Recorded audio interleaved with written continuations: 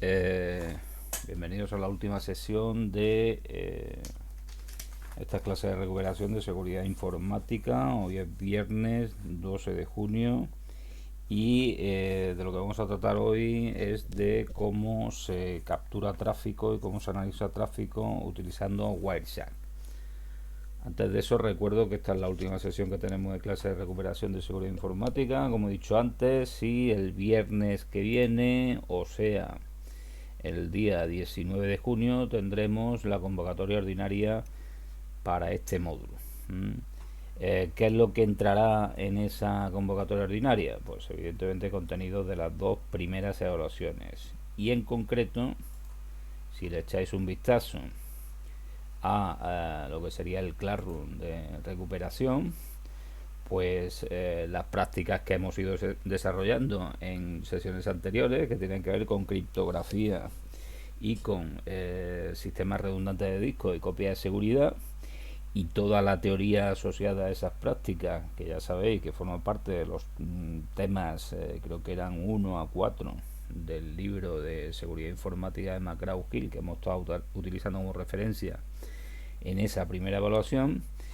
Y luego para la segunda evaluación, pues lo que hicimos fue lo que vamos a hacer hoy a nivel práctico, que es análisis de tráfico con un capturador de paquetes, con un sniffer, como es el Wireshark, y después entramos en lo que era la configuración de conexiones con los USP para extender, digamos, lo que sería mi red privada, mi red LAN, mi red local, a una red de área extensa. Y en concreto vimos cómo se programaban pues enlaces punto a punto a través del protocolo PPP sobre Ethernet, y también vimos un protocolo de encapsulamiento que era el GRE, que me permitía la constitución de VPNs. Esto a nivel práctico no lo voy a pedir en el examen, porque ya que no me ha dado tiempo a explicarlo, aunque se explicó en la segunda evaluación, pues no lo voy a pedir en el examen, pero sí que os voy a pedir los contenidos teóricos correspondientes.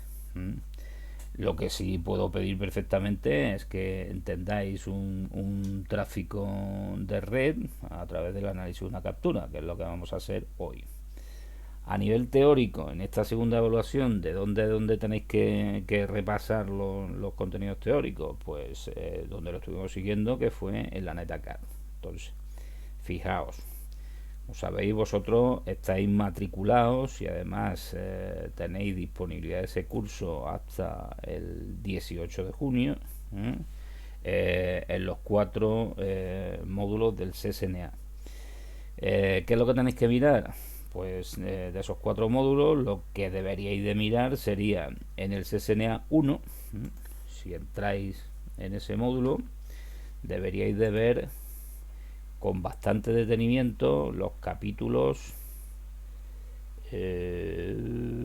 5, que habla del protocolo que se utiliza en la capa de nivel de enlace, el protocolo Ethernet. Si vamos a analizar tráfico y tenemos que entender la estructura de una trama, pues aquí vais a tener detallado todo lo referente a eso.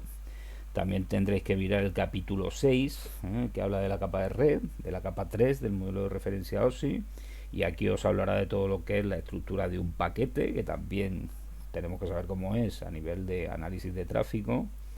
Los capítulos 7 y 8 no tratan exactamente sobre estructura de trama, pero son capítulos básicos que se deben de manejar desde el primer curso.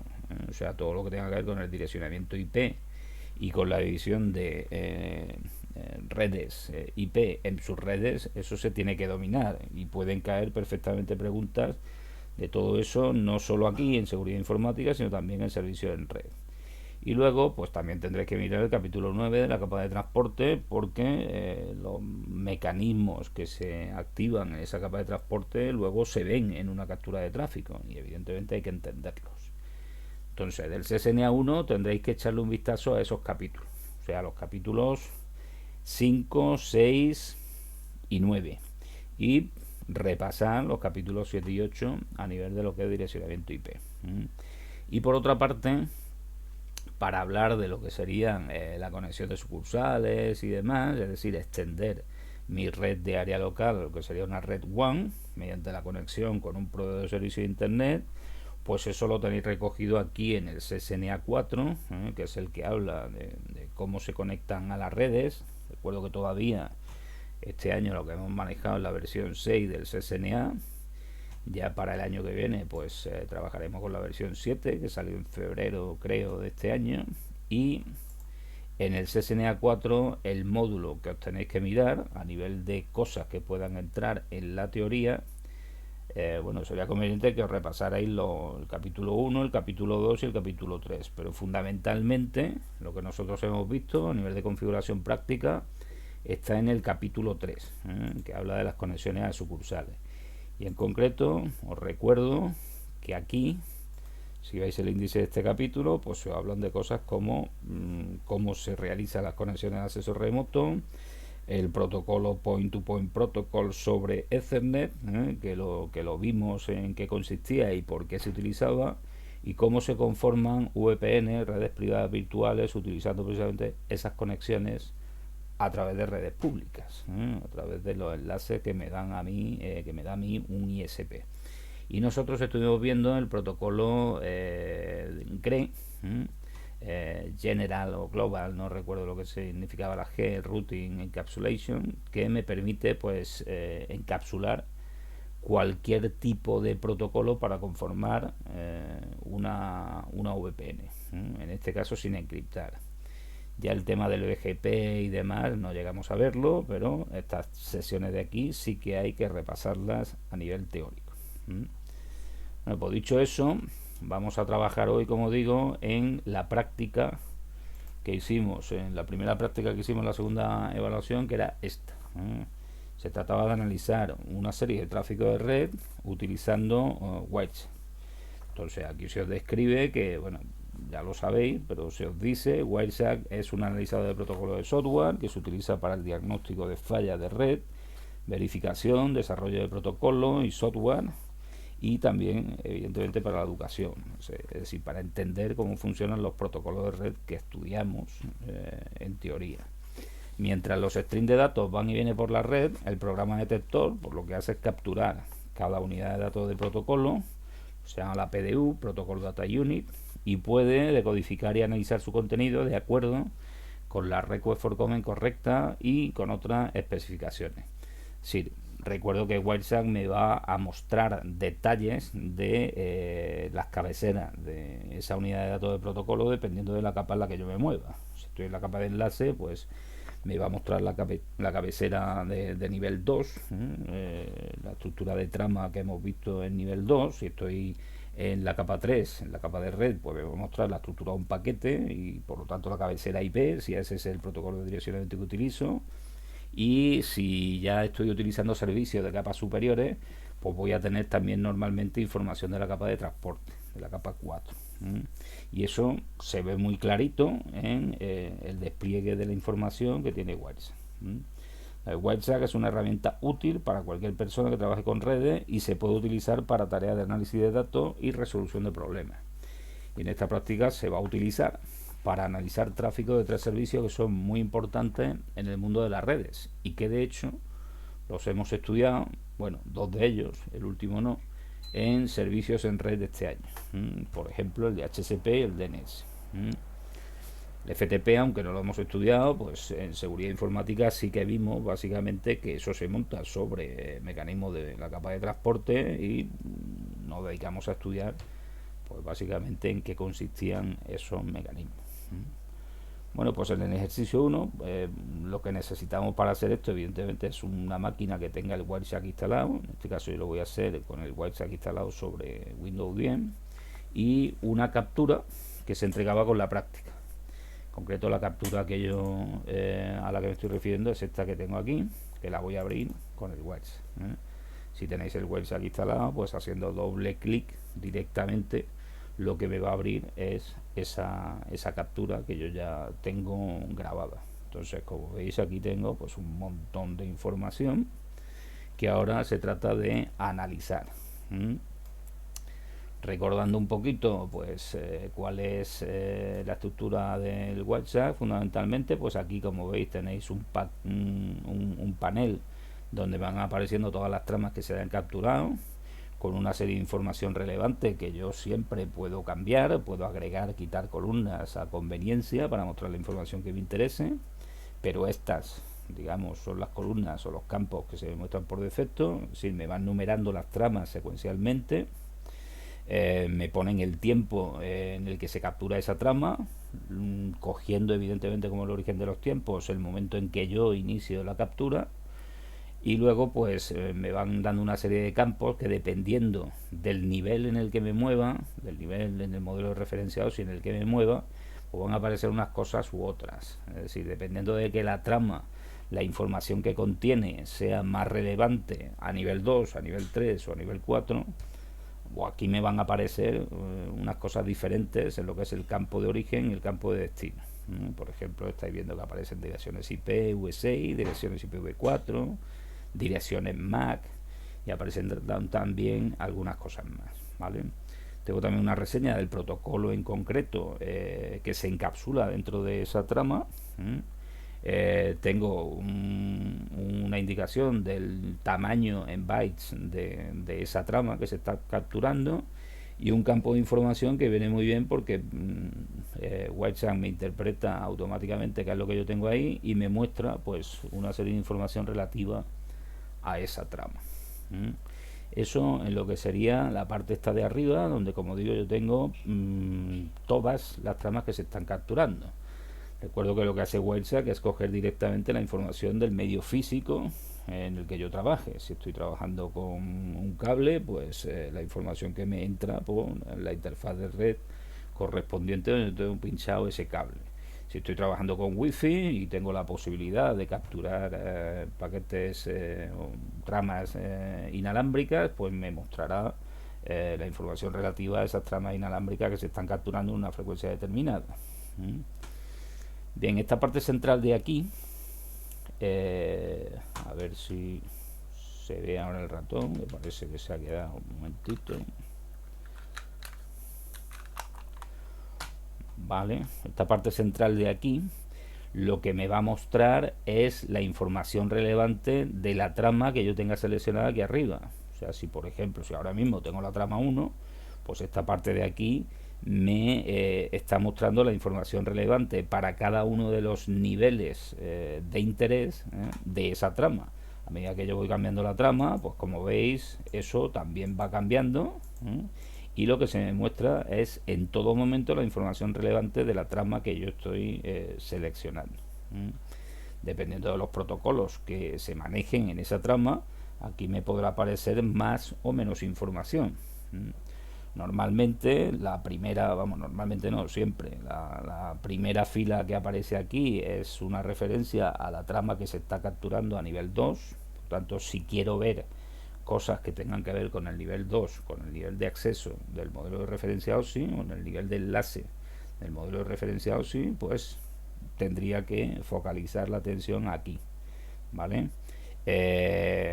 Aquí básicamente lo que se me dice es el número de bytes que se están capturando por el cable, y después ya me van apareciendo información, como estáis viendo, de lo que serían las cabeceras correspondientes de cada uno de los niveles. Eso ya lo iremos analizando posteriormente. También, si lo que yo tengo encapsulado en esa trama tiene información de red, pues me aparecerían las cabeceras del control de cabecera IP, en el caso que esté utilizando direccionamiento IP, y también finalmente lo que se encapsule dentro de ese paquete IP. Y si tengo tramas que corresponden a servicios superiores de la capa del modelo de referencia OSI, pues entonces me aparecerán también por aquí información de las capas de transporte y de las capas superiores de ese modelo de referencia. Y luego aquí abajo lo que tengo ya es directamente los bits que yo estoy capturando a través del medio físico en concreto para cada una de las tramas en las que me posicione, ¿vale? Es decir, estos son los 0 y los 1 que se están capturando por el cable o por la frecuencia, en el caso de ser un wifi, que yo estoy utilizando. Se presentan en formato hexadecimal, como estáis viendo aquí. Esto, la parte de la izquierda, es el formato hexadecimal de lo que se está capturando, y aquí a la derecha tengo una representación en formato ASCII de lo que tengo aquí a la izquierda. Es decir, esto que tengo a la izquierda y lo que tengo a la derecha es exactamente lo mismo. Lo que pasa es que esto está en formato ASCII y esto está en formato hexadecimal. La mayoría de las veces aparecerán aquí puntos porque el código que yo estoy seleccionando aquí no tiene, digamos, ninguna correspondencia en lo que sería el código ASCII estándar. Sabéis que el código ASCII se codifica con 256 posibles combinaciones, que corresponde a una combinación de 8 bits de un octeto, y que bueno, no todos los caracteres que se capturan por un cable o por un medio de transmisión determinado pues tienen una correspondencia con un código ASCII concreto. Cuando no tienen correspondencia, pues me va a aparecer una información que no tiene ningún sentido de cara a un texto identificable. Bueno, pues nada, vamos a ver lo que nos piden en el ejercicio 1.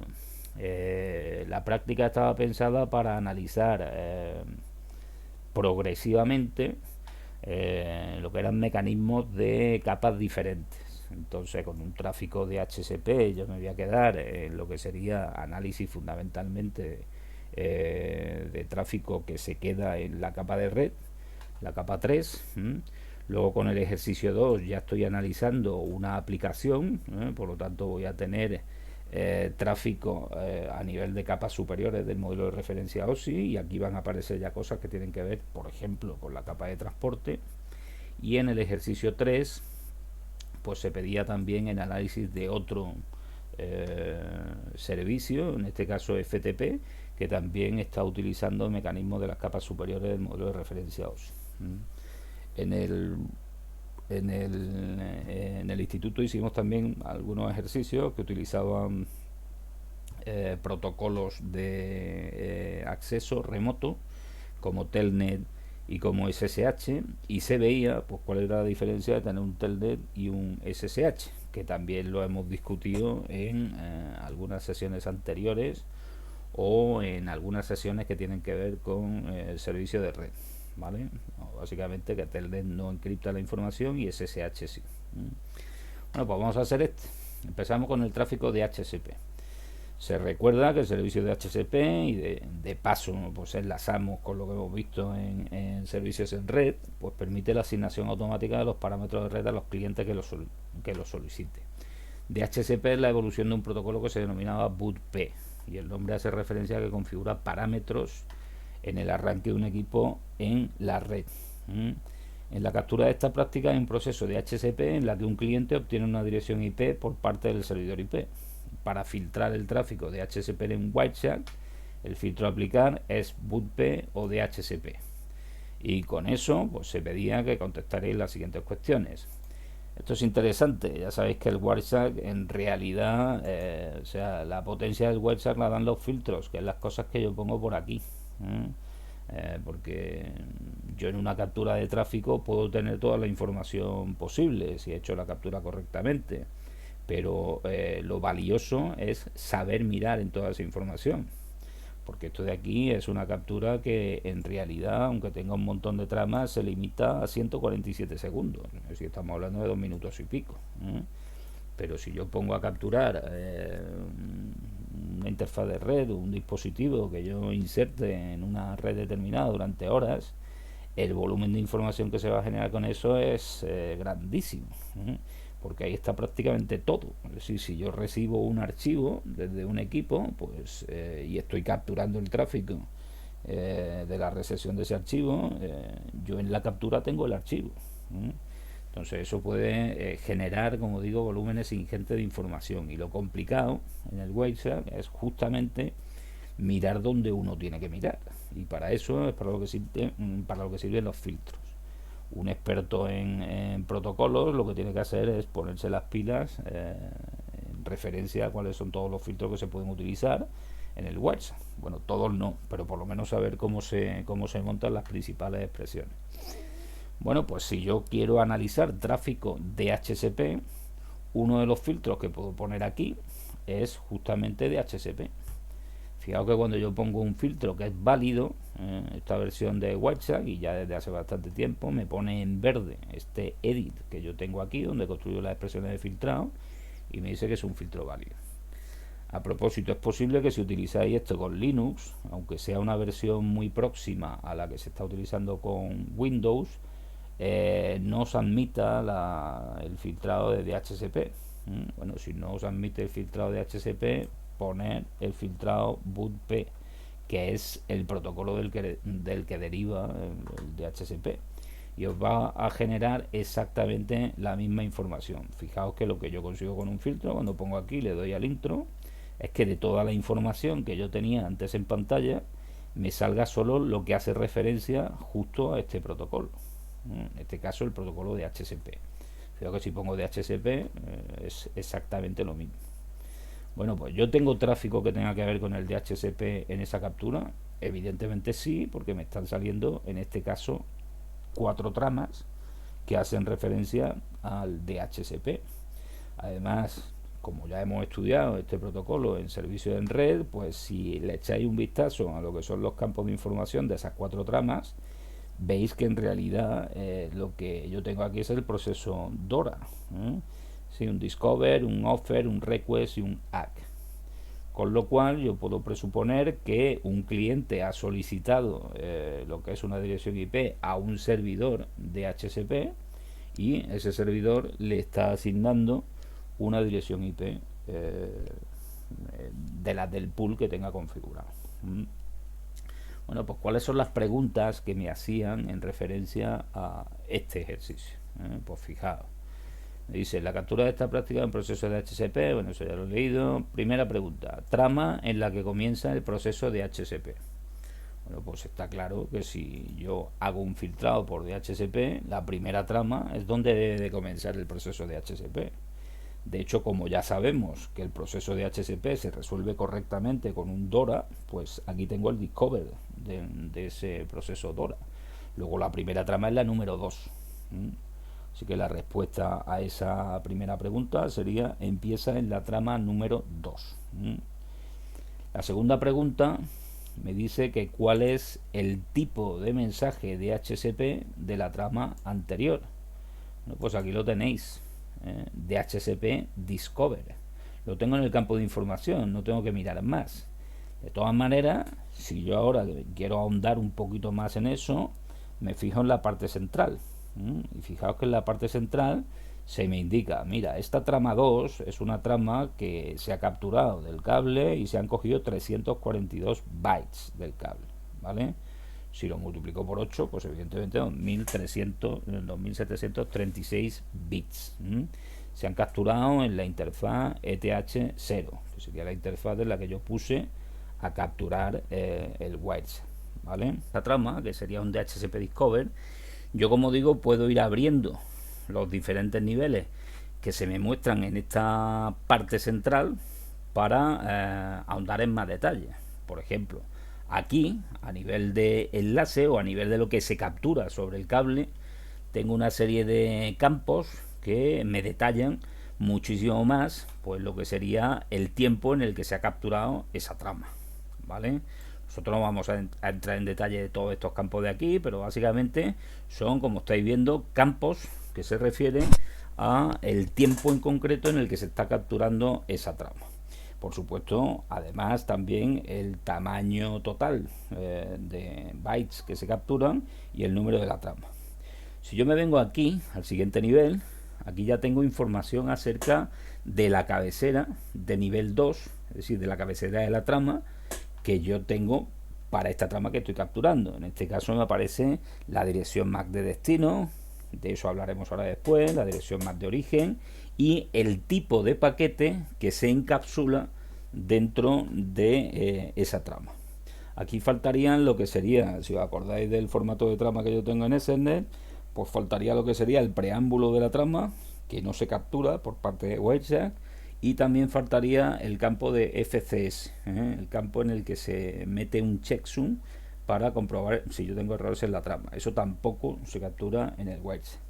Si voy subiendo de nivel, luego tendría lo que sería la cabecera de nivel 3. En este caso, como estoy utilizando dirección evento IP, pues tengo los 20 campos típicos, los 20 bytes típicos, perdón, de lo que sería una cabecera IP. Luego también iremos sobre esto, ¿vale? Y por último, pues tengo, bueno, en este caso, el DHCP también es un servicio que, aunque implementa servicios a nivel de la capa 3, porque lo que da básicamente son los parámetros de red a un equipo, utiliza mecanismos de transporte también. Y aparece información acerca de los mecanismos de transporte, acerca de la capa de transporte. En concreto, aquí me está diciendo que se está utilizando el protocolo de transporte UDP. Ahora analizaremos por qué, y aparece por la información de los puertos que me permiten realizar la comunicación a nivel de transporte. Y por último, encapsulado dentro de todas esas cabeceras, tengo lo que son los datos propios de este servicio, que es el DHCP.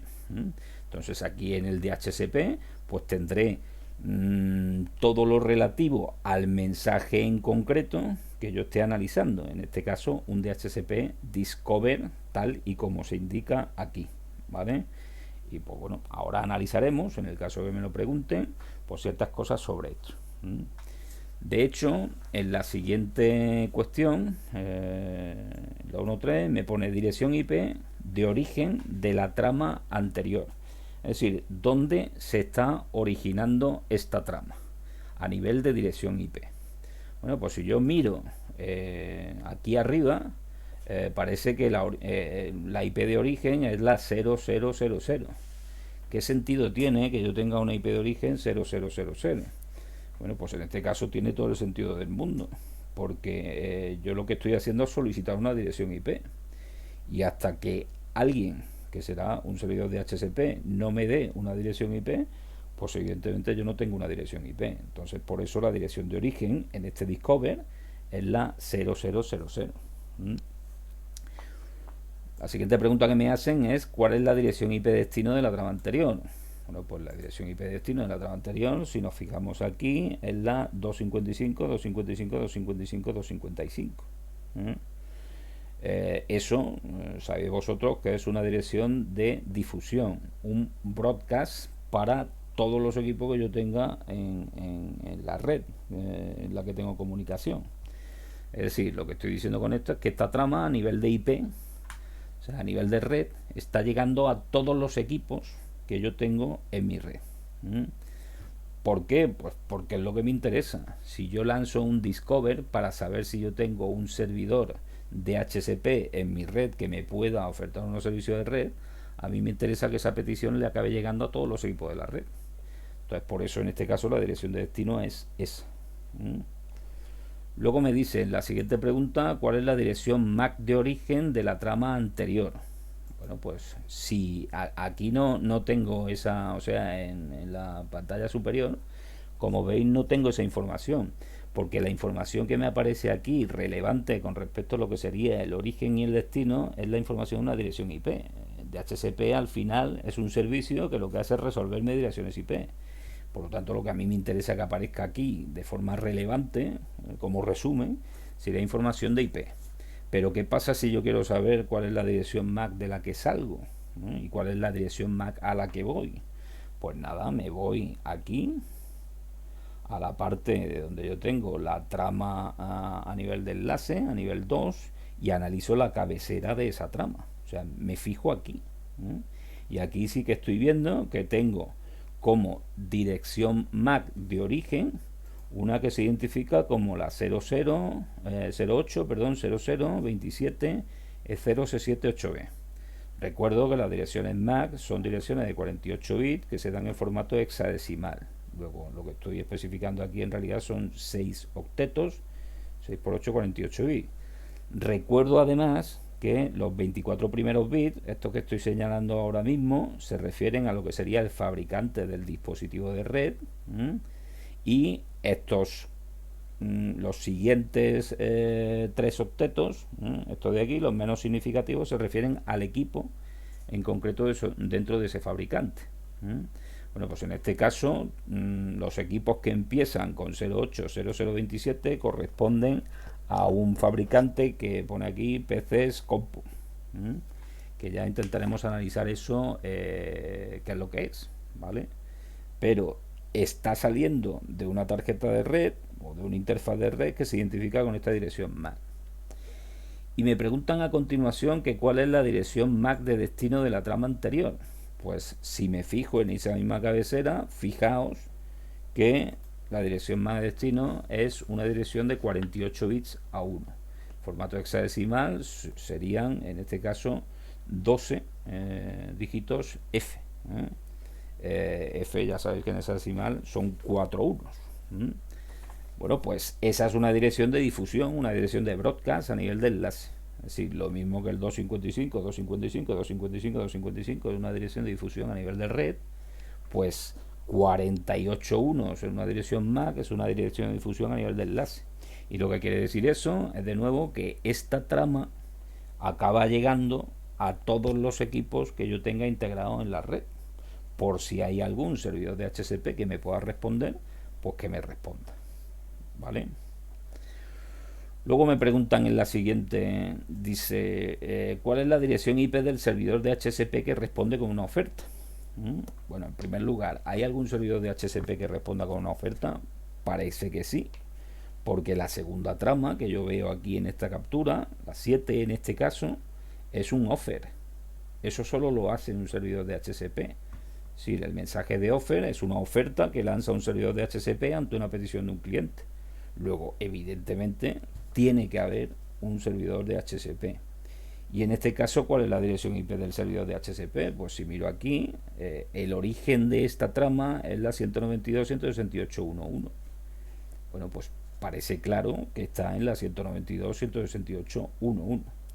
Fijaos cómo funciona el offer. El offer sale de una dirección ya concreta, que es la del servidor de HCP, y va a todos los equipos de la red.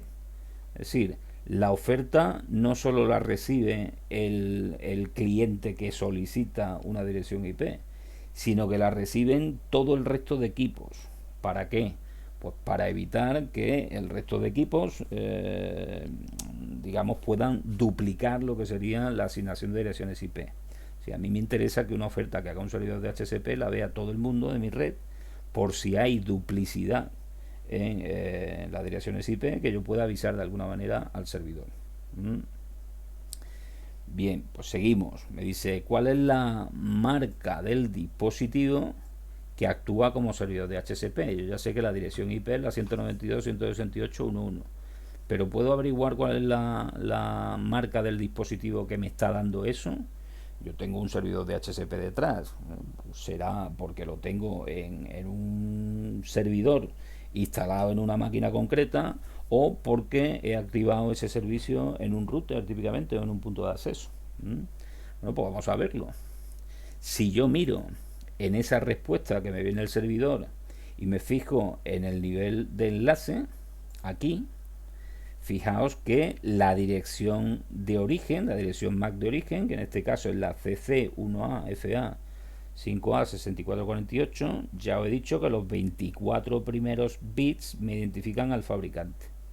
Y Wireshark tiene una serie de tablas construidas donde sabe que la combinación CC1AFA se corresponde con un fabricante que es este que me indican aquí. De hecho, fijaos cómo se me muestran normalmente las direcciones MAC en el Wireshark. Aparte del fabricante, en lugar de mostrarme lo que son los 24 bits correspondientes, me muestran la marca del fabricante. Eso, como digo, es porque Wireshark tiene unas tablas internas donde tiene la equivalencia de lo que son direcciones MAC de fabricante con el fabricante correspondiente. En este caso, ZTE, pues sabéis que es un fabricante chino que hace routers, y eran los routers que Telefónica utilizaba hasta hace poco. Ya la verdad que no lo sé, porque como he cambiado de proveedor de servicio de internet en casa, pues el router de Telefónica ya no lo tengo. Vamos, este era mi router de Telefónica que yo tenía, ¿vale? Un ZTE. Bueno, pues el fabricante es ZTE. Entonces, con eso, alguien que medio sepa cómo funciona esto, pues sabe que muy probablemente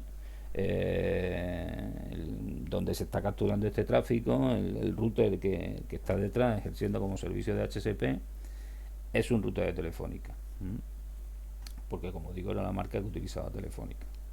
Bueno, si seguimos, trama en la que se resuelve el proceso de HCP. Fijaos, Todas estas de aquí son las tramas que yo tengo del proceso de HSP, empezando por la primera, que es el discover, y terminando por la última. Fijaos que la petición que lanza el cliente en realidad se confirma con la trama octava, que es el DHCP request, que va también de nuevo del cliente a toda la red, para indicar que, digamos, se está aceptando de alguna manera la oferta que le está llegando por parte de un servidor concreto, ¿vale? Fijaos que el WebSAC tiene la ventaja de que aquí a la izquierda, si yo tengo una relación entre una trama de origen y una trama que concluye, digamos, un proceso determinado, pues me ponen aquí una flechita en gris donde me indica esa relación. De todas maneras, el proceso de HSP se resuelve, y eso lo analizamos tranquilamente en teoría, no con el request del cliente, sino con el acknowledgement del servidor. Es decir, el último paso que debe de haber en un proceso de HSP para que finalmente se le cedan los parámetros de red al cliente que lo solicita sería el asentimiento por parte del servidor de HSP, que es esta trama de aquí, la trama 9. Luego, la pregunta que me hacen, trama en la que se resuelve el proceso de HSP, en este caso sería la trama 9, que es la que finaliza el proceso DORA del que hablábamos antes. Dice, ¿cuál es la dirección IP que finalmente se le asigna al cliente? Aquí, yo no tengo, aquí arriba, yo no tengo posibilidad de ver eso. Yo eso, ¿cómo lo tengo que ver? Pues o lo veo con la oferta que le hace inicialmente el servidor, o con el request con el que contesta el cliente, o con el asentimiento final del servidor. ¿Y dónde lo tendré que ver? Pues en los datos que hacen referencia al protocolo en concreto, en este caso los datos del servicio de HCP. Si fijaos, si yo me voy por ejemplo al asentimiento final y me voy aquí a lo que serían los datos del protocolo que está encapsulado dentro de toda la estructura que hemos visto antes, o sea, dentro de un segmento de transporte que a su vez está dentro de un paquete IP y que a su vez está dentro de una trama Ethernet, pues fijaos que aquí yo tengo toda la información referente a esa oferta que al final acaba asintiendo el servidor. Y en concreto me dice que aquí la dirección IP que se le está asignando al cliente es la 192.168.1.37, perdón. Luego esa es la dirección IP que finalmente va a tener el cliente, ¿vale? Si yo voy a hacer corresponder esta dirección IP con la MAC que me la solicitó. Bueno, pues esa es la dirección IP que se le asigna al cliente. Me dice también que cuál es la puerta de enlace que se asigna al cliente. Puerta de enlace, recuerdo que es digamos la dirección IP típicamente de una interfaz de un router que me va a permitir salir a otra red distinta de la mía. Está claro que si a mí me están asignando una dirección 192.168.1.37, se supone que estoy utilizando direccionamiento privado de clase C /24. Mi puerta de enlace acabamos de ver, bueno, es lo que me preguntan ahora, lo vamos a ver ahora, pero vamos a ver que es el propio router que me está asignando la dirección IP, y ese es el que me va a permitir salir a otra red que no sea la 192.168.1.0. Ya dijimos que el DHCP no solo asigna la dirección IP al cliente que lo solicita, sino que también puede asignar otros parámetros adicionales como puerta de enlace y como servicio DNS, por ejemplo, además de otras cosas. ¿Dónde puedo ver yo cuál es la puerta de enlace que se me está asignando? Pues de nuevo, si analizo los datos que yo tengo encapsulados en la trama del protocolo de HCP, aquí mismo en el asentimiento, estáis viendo que aquí debajo me aparecen lo que son las opciones adicionales que le estoy entregando al cliente que me ha solicitado una dirección IP. Y como veis, aquí aparece la puerta de enlace. A ver dónde está router. Esta de aquí sería, ¿vale? La opción router es la que me define la puerta de enlace. 192.168.1.1. Evidentemente es el mismo que está ejerciendo como servidor de DHCP. Es decir, mi puerta de enlace, mi router, va a ser el mismo que está ejerciendo como servidor de DHCP. Fijaos que aquí tengo también lo que sería la máscara de su red que yo voy a utilizar. En este caso, aquí estáis viendo que estoy utilizando un /24, es decir, direccionamiento privado de clase C puro y duro, el que se suele utilizar en un entorno doméstico. Y también tengo algunas opciones más, bueno, bastantes más, pero entre ellas pues tengo también lo que sería el Domain Name Server. Si yo puedo asociarle directamente a lo que serían los clientes que me soliciten una dirección IP, servidores DNS. Y en este caso le estoy asignando dos, un servidor primario y un servidor secundario. Estos servidores son servidores de Telefónica, que son los que venían configurados con el router con el que yo accedía a internet. Pues estos son los servidores DNS que me está asignando ese mismo servidor de DHCP. Esa de hecho es la siguiente pregunta que me piden. ¿Cuáles son los servidores DNS asignados al cliente? Pues nada, aquí los tenéis. El 8058-61-250 como primario y el 8058-61-254 como secundario. No confundáis los términos de servidor primario y servidor secundario con lo que hemos estado viendo en servicio de red. Aquí simplemente lo que me asignan son dos servidores. Para el caso en que me falle uno, yo tenga activo otro. Ahora, yo no sé si este segundo de aquí está configurado como servidor secundario o como servidor primario. Es decir, no sé si la zona que maneja o las zonas que maneja este servidor están configuradas como slave o como master. Simplemente son dos servidores que se me asignan. Siguiente pregunta, protocolo de transporte que se usa con DHCP. Bueno, pues ya lo hemos dicho, el DHCP es un servicio que en realidad la función básica la tiene a nivel de red, pero es un servicio que utiliza mecanismos de transporte. De alguna manera, pues para conseguir las ventajas que me dan lo que son los mecanismos de la capa de transporte. Básicamente la segmentación en este caso y una comunicación rápida, porque en este caso estoy utilizando, como ahora veremos, un protocolo de transporte no orientado a conexión, que el objetivo fundamental que tiene es la rapidez. De hecho, si me voy al nivel donde me habla de la capa de transporte, o sea, aquí tengo capa de enlace, capa de red y justo debajo tengo capa de transporte. Pues nada, aquí me está cantando que lo que estoy utilizando es el UDP como protocolo de transporte. Que recuerdo que es un protocolo no orientado a conexión, que no tiene mecanismos con los que yo pueda, digamos, reconstruir, por ejemplo, o solicitar de nuevo los segmentos que se pierdan o controlar el flujo de información entre un origen y un destino. Este mecanismo de transporte está pensado para que los segmentos lleguen, en el caso de que tengan que llegar, con la máxima rapidez de un origen hasta un destino. ¿Por qué se utiliza UDP? Pues precisamente porque si un cliente no tiene una dirección IP, lo que le interesa es que le den la dirección IP lo más rápido posible. Entonces, usan un mecanismo de transporte lo más rápido posible. Que se pierden segmentos por el camino, es muy difícil que se pierdan segmentos por el camino en una red local, que es donde se utiliza un DHCP, ¿no?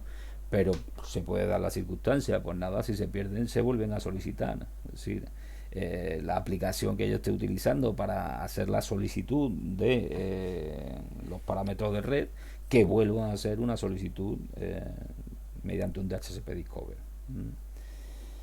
Bueno, pues dicho eso, el protocolo que se utiliza en la capa de transporte, en este caso, como estáis viendo, es el UDP. Entonces, otra vez se me ha ido el ratón.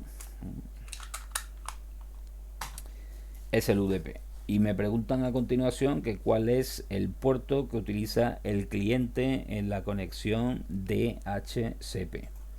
Pues nada, fijaos, estoy en la trama de Acknowledge. Esta trama sale del servidor y va hacia el cliente. Entonces, si yo me fijo aquí, me dice que en la capa de transporte, en esta trama, el puerto de origen es el 67 y el puerto de destino es el 68. Bueno, pues si esta trama sale desde el servidor, está claro que el servidor está utilizando el puerto 67 y el cliente en este caso está utilizando el puerto 68. Si yo me pongo en una trama que sale del cliente al servidor, como por ejemplo el request este de aquí, pues los puertos se invierten. El puerto de origen es el 68, sigue siendo el puerto del cliente, y el puerto de destino es el 67, que en este caso es el puerto del servidor. Y bueno, pues hemos estudiado en teoría que el DHCP precisamente utiliza esos puertos, es decir, el cliente utiliza por defecto el puerto 68 para comunicarse con el servidor, y el servidor está escuchando y está respondiéndole por el puerto 67, ¿vale? Pues nada, esa era la primera actividad, el primer ejercicio, que era analizar un poquito el tráfico de DHCP. Segundo ejercicio, pues se trata de analizar el tráfico DNS, que es un tráfico ya pues de un nivel un poquito superior, sobre todo porque, como veremos, se utilizan o se pueden utilizar, bueno, en este caso no, pero se pueden utilizar otros mecanismos de transporte diferentes. Bueno, en definitiva es otro tráfico de otra aplicación que se va a ir encapsulando en las diferentes capas del modelo de referencia OSI para dar el servicio correspondiente. Entonces aquí se recuerda un poquito de qué iba el DNS, también lo hemos visto en servicio en red. Me dice que permite la resolución de nombre de dominio, direcciones IP y viceversa, porque nosotros, los seres humanos, estamos acostumbrados a manejar nombres con más facilidad que los números, y por tanto nos hemos inventado un servicio que me traduce los nombres que le asignamos a determinadas máquinas a direcciones IP, que es lo que realmente la identifican dentro de un esquema de direccionamiento IP. Bueno, pues en la captura de esta práctica vais a poder estudiar tráfico DNS. El filtro a aplicar en este caso es DNS. Y veréis que este tipo de servicio generalmente genera bastante tráfico, ya que existen otros servicios que se ejecutan en segundo plano y que hacen uso del DNS. Por ejemplo, un servicio NTP que me sincroniza la hora de los equipos, o simplemente al abrir un navegador, la página por defecto que tenga configurado ya hace uso del DNS para traducir el nombre de dominio por defecto que tenga esa página configurada a la dirección IP correspondiente. Bueno, pues ¿qué es lo que se pedían? Todas estas cosas de aquí. Entonces, en primer lugar, nosotros sobre esta misma captura vamos a aplicar ahora el filtro DNS, ¿vale? Y ahí, como veis, pues tengo muchísima más información. Este servicio, ya os he dicho, en servicio en red, que es un servicio muy necesario, lo utiliza todo el mundo, precisamente por eso, por el hecho de ser tan necesario, es también un servicio muy peligroso, que se está utilizando últimamente con bastante frecuencia, pues para conseguir, por ejemplo, exfiltrar datos desde una empresa a través de peticiones que se hacen a servidores de DNS. Bueno, con el Wireshark yo puedo controlar precisamente eso. Si yo sospecho que hay alguien que me está robando datos de mi empresa utilizando filtración a través de DNS, pues lo que tengo que hacer es colocar un tab en un sitio correcto para capturar todo el tráfico posible que pueda estar saliendo de mi empresa y analizar el tráfico DNS para ver si aquí hay peticiones raras, ¿vale? De dominios raros y con caracteres raros. Entonces el Wireshark se puede utilizar, como digo, para eso. Bueno, en este caso lo vamos a utilizar para cosas mucho más simples. En concreto, me piden cuál es la dirección IP del servidor DNS que responde a las consultas. Como veis, yo tengo aquí un montón de consultas y las correspondientes respuestas. De hecho, si me fijo en el campo de información, sin ir más lejos, pues tengo Standard Query, Standard Query Response, Standard Query, Standard Query Response. Bueno, pues los Standard Query son consultas que se hacen a un servidor DNS. Fijaos que aquí se está preguntando por el SOA, por el Star of Authority, aquí se está preguntando por registros de tipo A, etcétera, etcétera. Y los Standard Query Response pues son las respuestas correspondientes al servidor. Entonces, parece claro, todas las respuestas me vienen del mismo sitio y todas las peticiones las hago al mismo sitio. ¿Cuál es? Pues justamente el 80 58 61 250, la primera de las máquinas que me había dado el servidor de DHCP del ejercicio anterior. Luego, ¿cuál es la dirección IP del servidor que responde a las consultas? La 80 58 61 250. Aquí lo estoy viendo. Todas las respuestas me vienen de aquí, ¿vale? De la misma dirección IP. Me preguntan a continuación, trama en la que se solicita la IP v4 de www.cisco.com.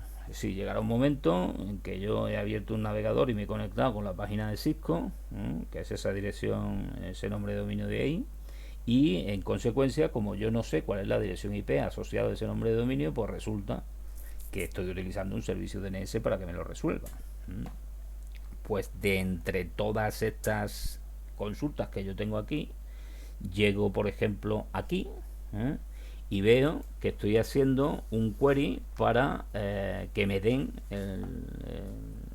la dirección IP correspondiente al nombre de dominio www.cisco.com. Es decir, estoy haciendo un query a un registro de tipo A para que me dé la respuesta correspondiente a ese nombre de dominio.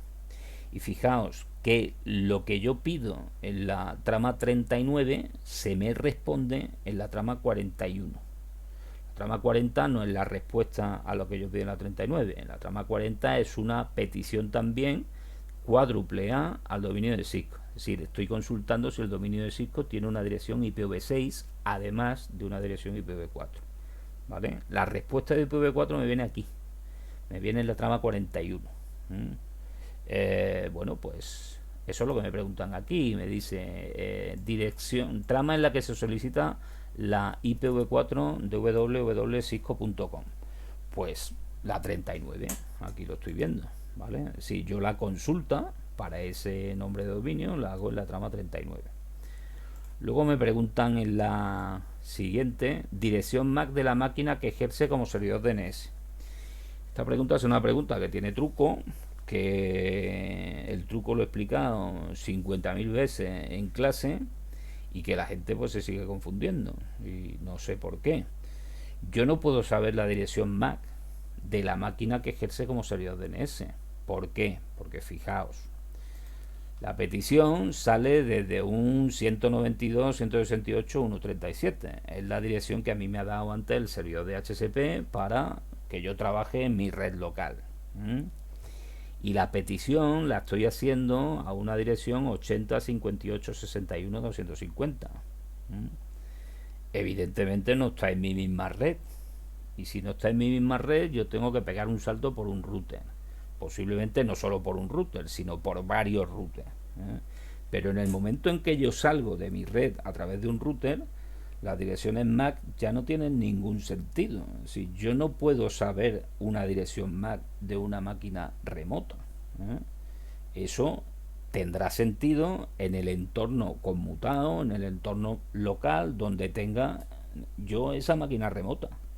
Las direcciones MAC pierden toda su utilidad en el momento en que yo salgo de mi entorno conmutado, en el momento en que pego un salto por un router.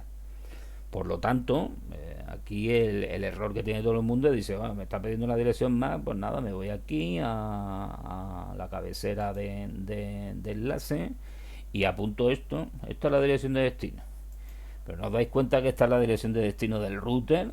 Si aquí me está diciendo que esta es la dirección MAC del router que vimos antes, esa no es la dirección MAC del servidor DNS, la dirección de mi router. Recuerdo que cuando yo monto un segmento, un paquete, en este caso con destino a una red que no es la mía, si yo detecto, el equipo que está montando ese paquete detecta que la dirección de destino no está en la misma red, lo que hace es automáticamente conformar una trama donde la dirección MAC de destino es la dirección de mi puerta de enlace, la dirección del router. Y luego que ese router analice las cabeceras IP para saber a dónde tiene que reenviar el paquete. Pero en ese reenvío del paquete ya le cambia la dirección MAC, porque ya va a utilizar otra interfaz física diferente. Así que, bueno, pues cuidado con eso, que es una pregunta que se suele hacer mucho y que siempre caéis. Luego, 2.4. Trama en la que llega la respuesta IPv4 de Cisco. Pues nada, seguimos. La 39, la respuesta la tengo en la 41. Me lo dice aquí, afortunadamente, el WhatsApp. Pues en la 41. Tan simple como eso. Dice trama en la que se solicita la IPv6 de Cisco.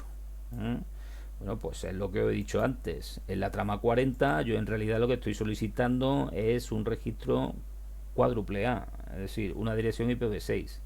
En la 40 estoy solicitando la dirección IPv6 de Cisco. ¿Y dónde me llega la respuesta? Pues aquí lo tenéis, en la 42. Así que me está llegando la respuesta en la 42.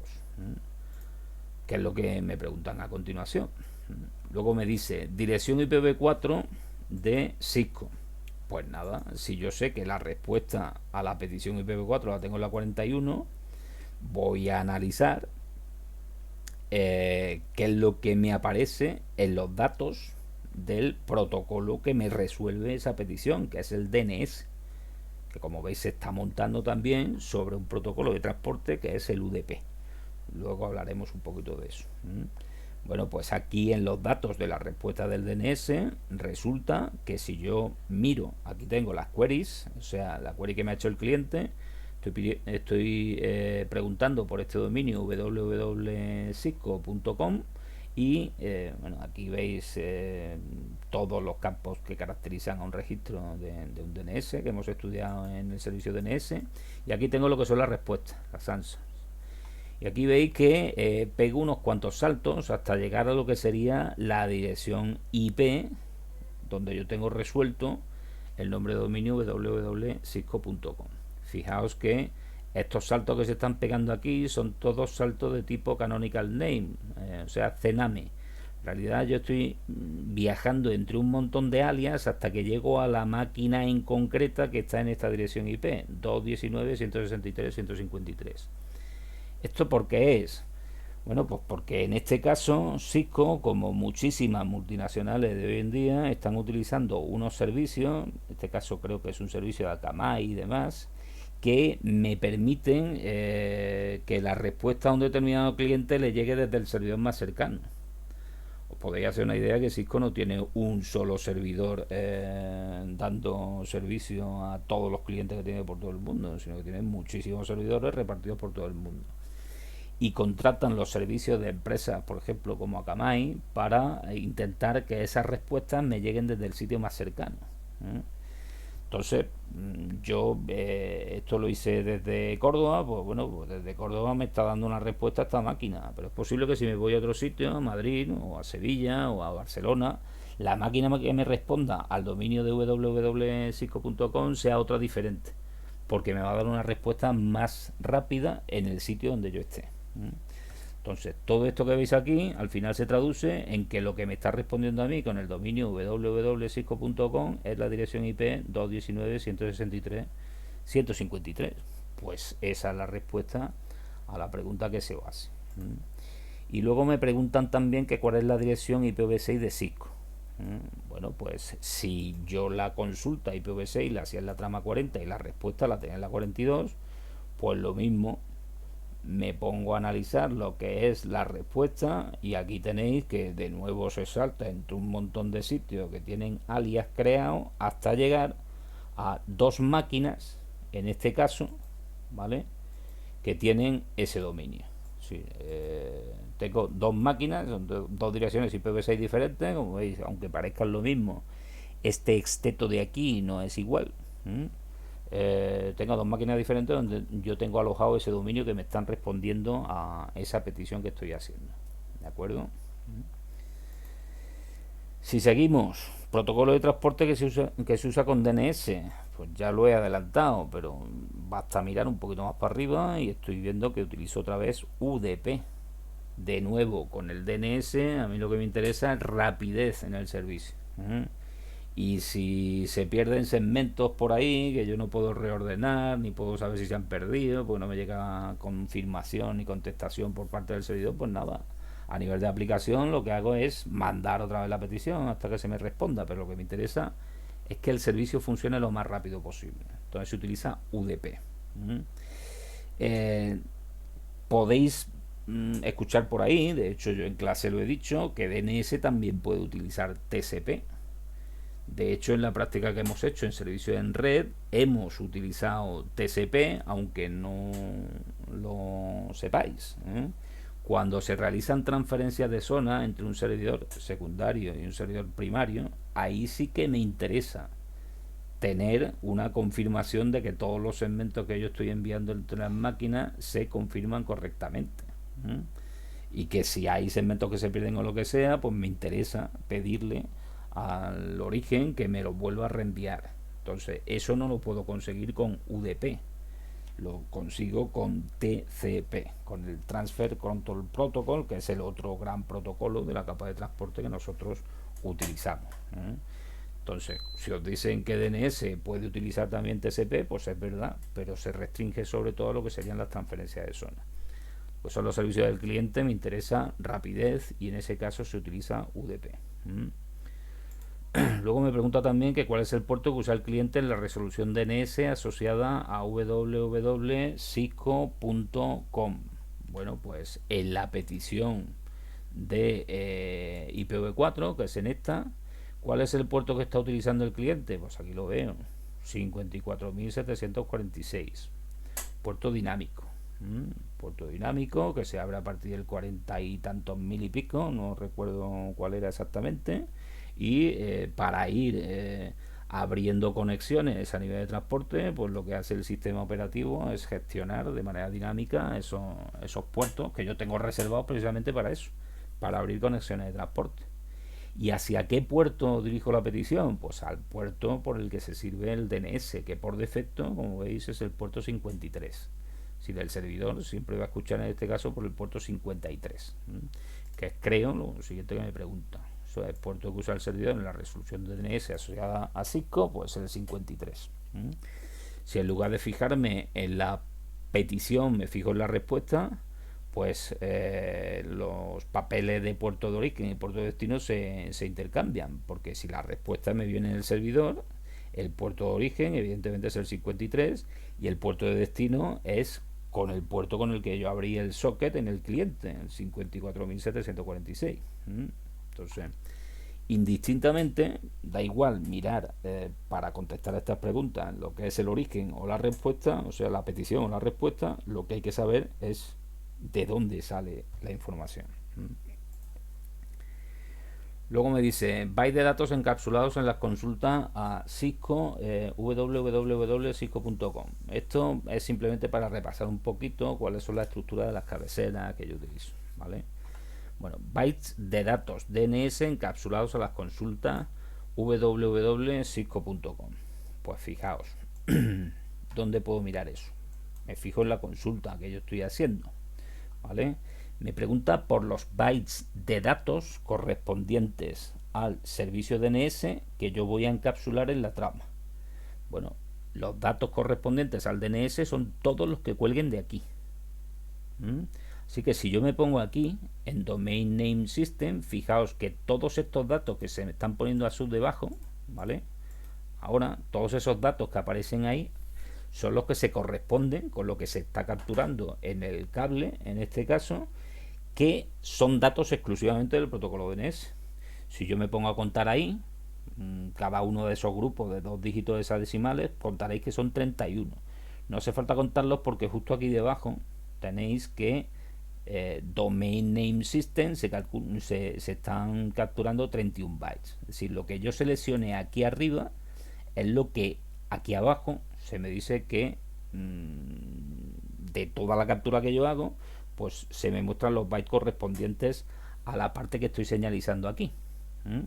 Entonces, en este caso yo estoy encapsulando 31 bytes dentro de la consulta DNS. ¿Qué son esos 31 bytes?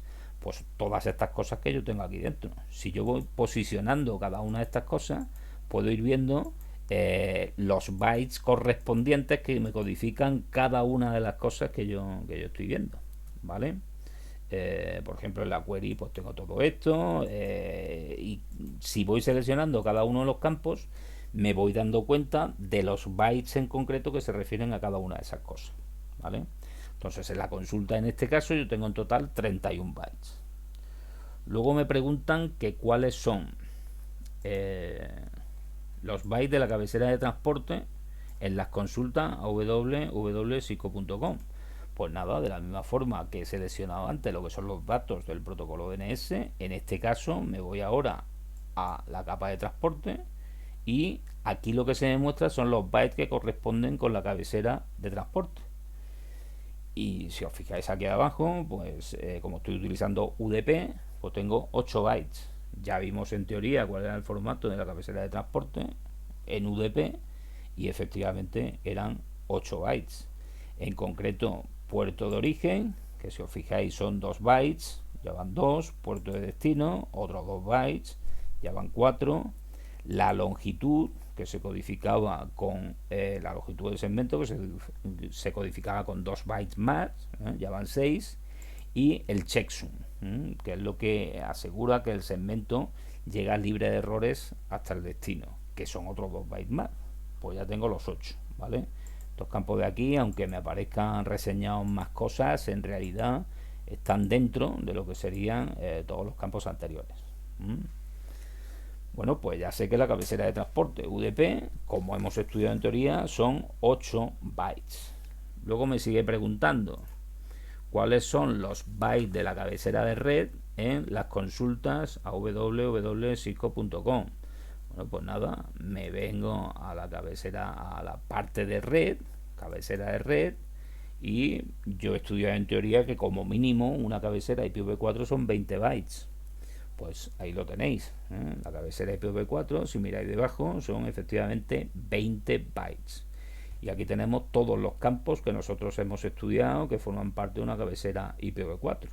La versión, la longitud de lo que es la propia cabecera, el campo de servicio diferenciado, que servía para parámetros de calidad de servicio, los flags, de si está fragmentado el paquete o no está fragmentado el paquete, el protocolo de nivel de transporte que se encapsula dentro del paquete, etcétera, etcétera, etcétera.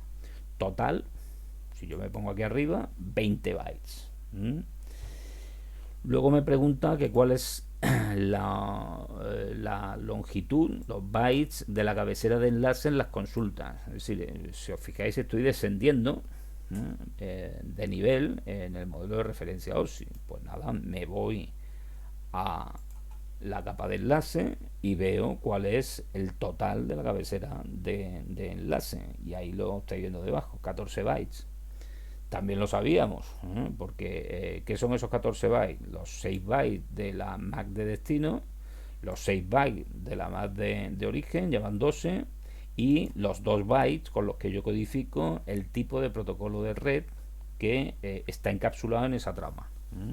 Recuerdo una vez más que WireShark no captura ni el preámbulo ni el FCS de una trama. Por lo tanto, esos son los 14 bytes que yo estoy capturando. Pues 14 bytes. ¿Cuáles son los bytes totales de la trama de las consultas a www.cisco.com? Pues nada, si yo sumo los 31 que hemos dicho, que son los datos de DNS, más los 8 que hemos dicho, que es la cabecera UDP, más los 20 de la cabecera IP, más los 14 de la cabecera Ethernet, si sumáis todo eso me salen 73. Y esos 73 que son, pues lo que estoy capturando en total en esta trama, es decir, los 73 bytes que me dice que se capturan en el total de la trama.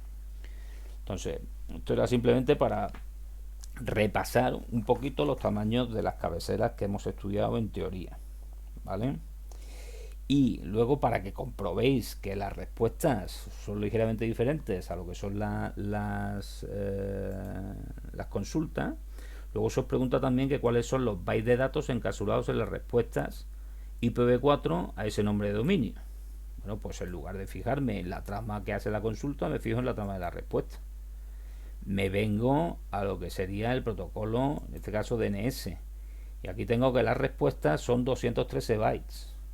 Evidentemente en la respuesta tengo que tener un tamaño bastante mayor que en la consulta, porque además en la respuesta, fijaos que yo llevo incluida lo que era la información de la consulta, pero también tengo la respuesta, que esto además puede ser variable en función del número de saltos o del número de alias que yo tenga que recorrer hasta que me resuelva en la dirección IP correspondiente. Es decir, no siempre voy a tener 213 bytes, como en este caso. Los bytes totales de la trama en las respuestas IPv4, que es lo siguiente que me preguntan, pues fijaos que si yo me cojo esta trama y me voy aquí al principio, son 255. ¿Mm? Si restáis 255 menos 213, os salen 42. ¿Mm? Que son justamente lo mismo que suma los bytes de las cabeceras que hemos analizado anteriormente. Si vais haciendo la suma, pues veréis que en cuanto a bytes de cabecera de transporte, bytes de cabecera de red y bytes de cabecera de enlace, es exactamente lo mismo que en la consulta. ¿Vale? Si la diferencia entre 73 y 31 es la misma que entre 255 y 213. Y luego por último se os preguntaba que cuáles son los bytes de datos encapsulados en la respuesta IPv6 y los bytes totales de la trama en las respuestas IPv6. Esto es simplemente para que veáis que las respuestas IPv6 son más grandes que las respuestas IPv4. En concreto, si yo selecciono la respuesta IPv6, pues fijaos que tengo, en lugar de 255 como tenía en IPv4, en total tengo 295. Y si me voy a lo que sería la respuesta del protocolo DNS en concreto, pues lo que tengo son 253 bytes en lugar de 203. Es decir, tengo 40 bytes más. ¿Por qué? Pues porque las direcciones IPv6 son de 128 bits y las direcciones IPv4 son de 32 bits. ¿Vale? Pero evidentemente son muchísimo más grandes las respuestas. Bueno, pues el ejercicio 3 os lo voy a dejar para vosotros, para que lo intentéis hacer de cara a, por si acaso cae algo de esto en el examen de la semana que viene. El ejercicio 3 es muy parecido al ejercicio 2 de DNS, lo que pasa es que en este caso vamos a filtrar tráfico de otro servicio que es el FTP. Y en el FTP, FTP viene de File Transfer Protocol, es un servicio que no hemos llegado a estudiar este año porque la segunda evaluación la dedicamos a otras cosas, a hablar sobre ruta de microti y a hablar de cómo se enlazan redes unas con otras. Pero en otros años sí que se ha configurado también un servicio FTP y es el servicio que me permite transferir archivos, transferir información entre un cliente y un servidor. Entonces, lógicamente, como se trata de transferir información, tiene que utilizar un protocolo de línea de transporte que sea fiable. Y que si se pierden determinados segmentos en esa transmisión de información, yo sea capaz de recuperarlo. Es decir, diferencia fundamental del ejercicio 3 con respecto al ejercicio 2 y al ejercicio 1 es que ahora se van a utilizar en la capa de transporte el protocolo TCP.